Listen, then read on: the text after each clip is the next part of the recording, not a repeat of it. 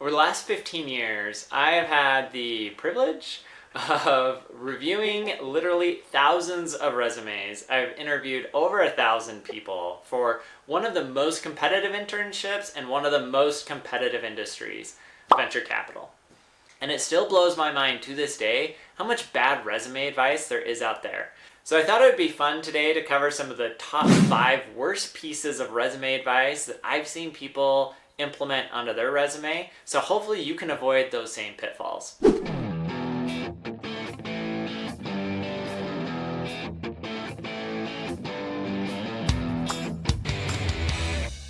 Hi, I'm Peter Harris. I'm one of the founders of University Growth Fund, the largest student-run fund in the country. We manage about $90 million. We've invested in amazing companies like Spotify and Airbnb and Postmates and Poshmark and Pinterest and others. And I've also had the privilege of working with hundreds of students, helping teach them the ins and outs of venture capital and then helping them place in some of the most prestigious jobs in high finance, whether it's venture capital or hedge funds, real estate funds, investment banking, management consulting, starting their own venture-backed companies, a wide range of different exit paths for those students. All right, so let's dive into worst piece of advice that people get all the time. They must, because they keep putting it on their resumes. And that is people that put like mission statements and other fluff.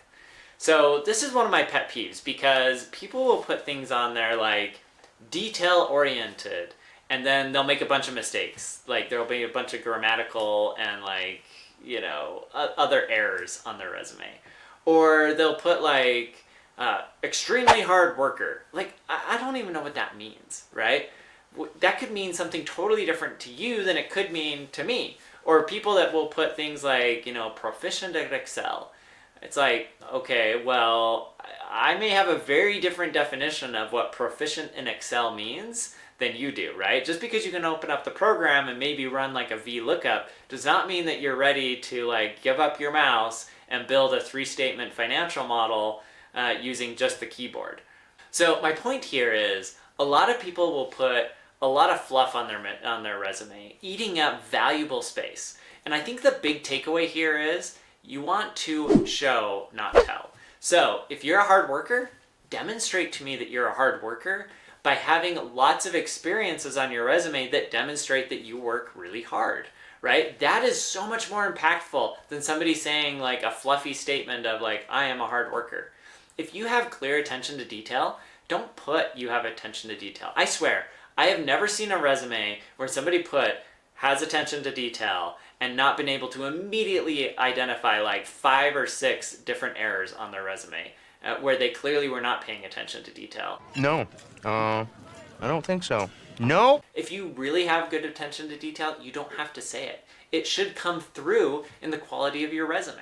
And here's the other thing. Because I'm like so jaded at this point, having reviewed thousands of resumes, I don't even read like mission statement stuff like that. I just skip it. Which means you just gave up one of the most valuable parts of your resume, because invariably people always put that at the very top. When you could have put other things that would have been more impressive and that would have stuck with me longer, because it's kind of like that is where people spend their time. They start at the top left of the page and work their way down. And so that part of the page is the most important part, the most expensive real estate on your resume. Don't junk it up with fluff that doesn't matter. Okay, the next piece of bad advice that I've heard is that you want your resume to look very clean and structured and even and equal. I had one student that I went through their resume together with her.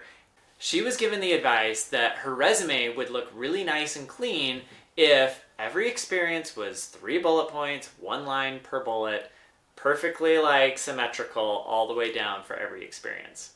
And look, okay, if all of your experiences, and you have a few, right, more than like 2, are equal in terms of like the caliber of things that you learned, accomplishments that you were able to achieve, the quality of the brand, like if you're just like, I went to Goldman Sachs and then I went to KKR and then I went to Harvard and then I started my own multi-billion-dollar firm, right? Like if all of those are like equally important, then sure, keep them all like the same size and it'll look beautiful. The reality is most people don't have a career like that. Most people have like the job where they were like flipping burgers at McDonald's. You really want to spend as much time highlighting that on your resume as you do the internship that you had working at a venture capital fund where you sourced and invested in a deal. No, that's ludicrous. When you do that, what it says subconsciously to the reviewer is that the experience you had at McDonald's was just as valuable as the experience you had in your venture capital internship.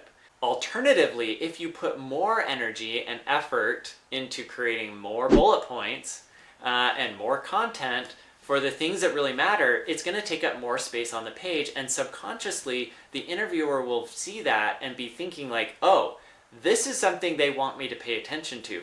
This is something that's important, and it's going to stick in their mind.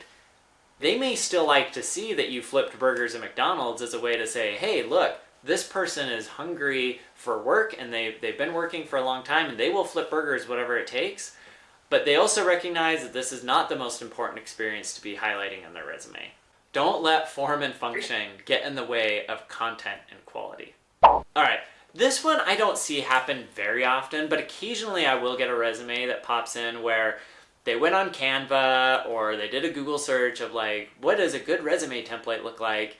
And they found some like really edgy or really creative or really colorful template that they use for their resume. Look, unless you're in a creative field, this is like a no-go. It's gonna make you look very unprofessional. It's gonna make you look like you're totally clueless, frankly, that you haven't done your homework to really understand the industry and what the standard quo is like. And ultimately your resume gets in the way of the content that's actually there. Like what you ultimately want is go for your industry and find the template that everybody else is basically using. And I guarantee like these exist. Like the template for high finance looks one way. The template for being a lawyer looks totally different. The template for being a doctor looks different. The template for being a creative looks different. Like all of these industries have their own templates. The reason why you want to use the template is you don't want your resume template to get in the way of the content.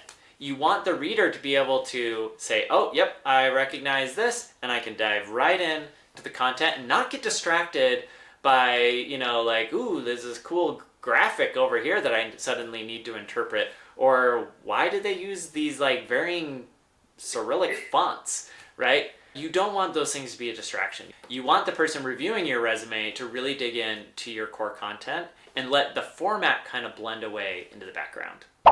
Have you received any of this terrible advice? Is this resonating with you at all? What terrible advice have you heard? Throw it down in the comments. I'd love to hear it. Maybe I'll create another video based on all the feedback from you all on the bad advice that you've gotten over the years. Or, hey, is there a piece of advice that you're not sure about? Somebody told you like, hey, you should do it this way, and you're not sure? Throw it down in the comments, and I'll give you my perspective on that as well.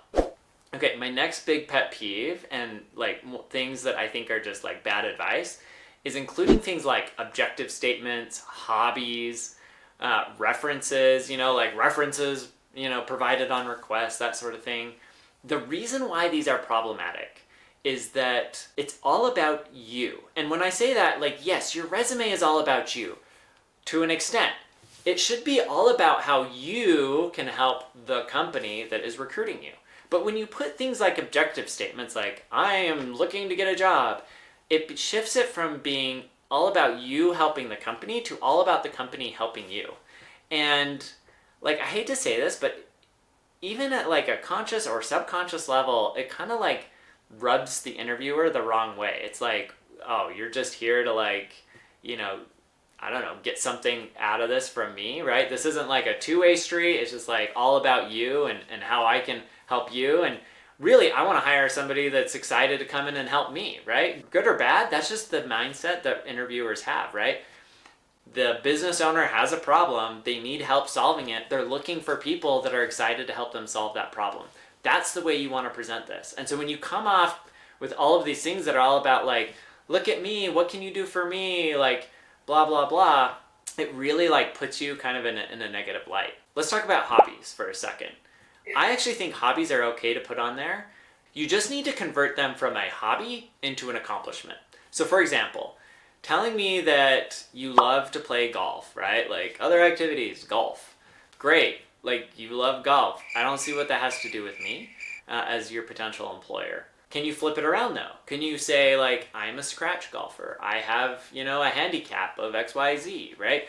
I've played at, an amateur or a pro level, right? Can you turn that, like, hobby of yours into some sort of accomplishment that can communicate to me something beyond just, like, something you enjoy doing, and turns it into, like, hey, this person does hard things, or this person works really hard and is diligent and has grit, or this person has done really interesting things, they push the boundaries, they're creative, right? Again, turn it into an accomplishment. And that rings true for a lot of these things. I also want to talk about references for just a second, because sometimes people will put those on their resume. They'll either list out their references, or they'll put references available on request. Have you ever been around, like, one of those people that drops names all the time? They're, like, insufferable. That's kind of what it's like putting names of people on your resume for a references perspective. It's like you're kind of like dropping names, and that can rub the interviewer the wrong way. Here's the other, like, pitfall with it. So let's say you put people that are really well known on your resume. I'm, like, questioning whether or not they actually know you, or if you're just name dropping. Right? And now I'm, like, tempted to call them, so you better make sure you have a really good relationship with them in order to put them there. Alternatively, let's say you put people that aren't super well known. Well, I'm going to look at them and be like, I don't know these people. I don't really care what they think. I don't know why I should care what they think. Right? Their opinion may be, like, totally irrelevant. Just because they were, like, your high school coach in football is not relevant necessarily to, a job doing investment banking. And so just be really careful about that. Lastly, all of these things just eat up super valuable space.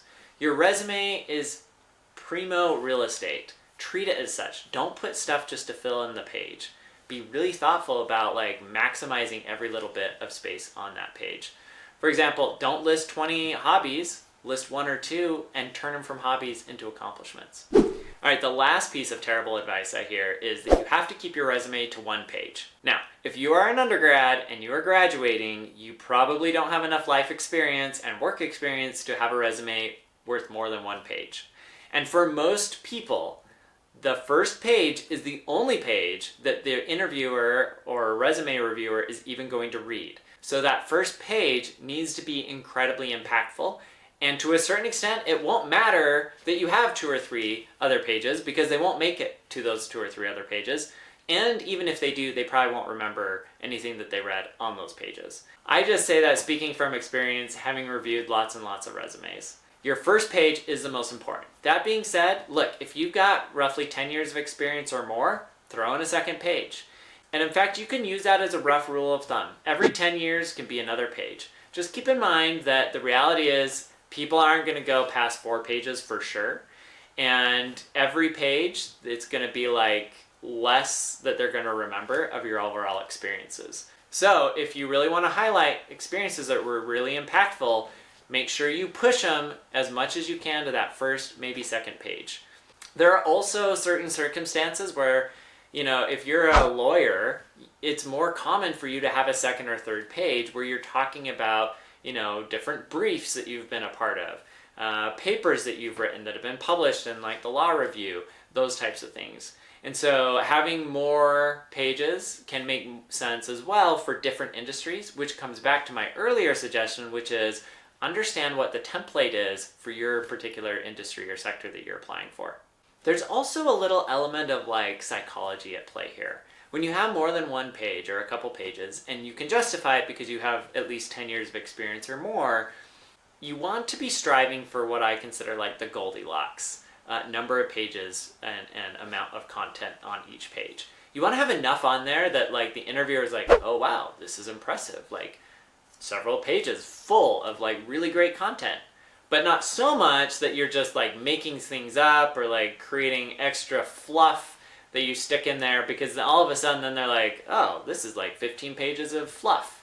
This is not worth my time. This person can't be concise. This person, right, doesn't understand what we're looking for, right? Like, I'm not going to read this book because I don't have time, and they throw the whole thing out, right? Or worse, they're like, wow, this is really impressive. I'm going to come back to it when I have time. And guess what?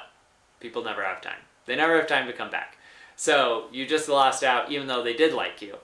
That's what I mean by the Goldilocks, right? You want to have enough there to be impressive, but not so much that the interviewer or the reviewer is overwhelmed.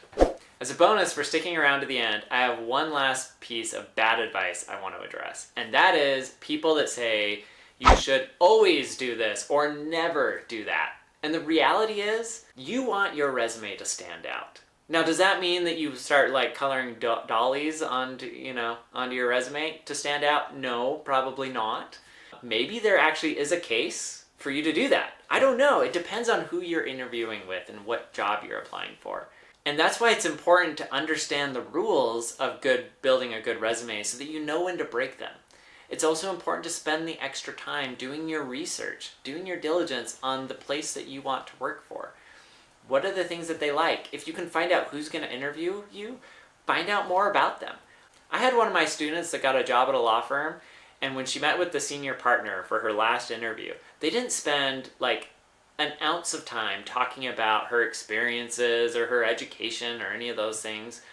It's because she had on her resume under her hobbies that she was an avid backcountry skier and had, I can't remember, like peaked so many different mountains up and down the Wasatch Front. It turned out, and I don't know if she knew this ahead of time, if she did, brilliant, but he was also an avid backcountry skier. They spent 30 minutes, 45 minutes just talking about all the places that they'd been skiing. And he and her were able to build this like really great relationship through that process. And she ended up getting the job offer at a time when it was frankly like fairly challenging to land a job at a law firm at that point. And so know when to break the rules, know when to keep the rules.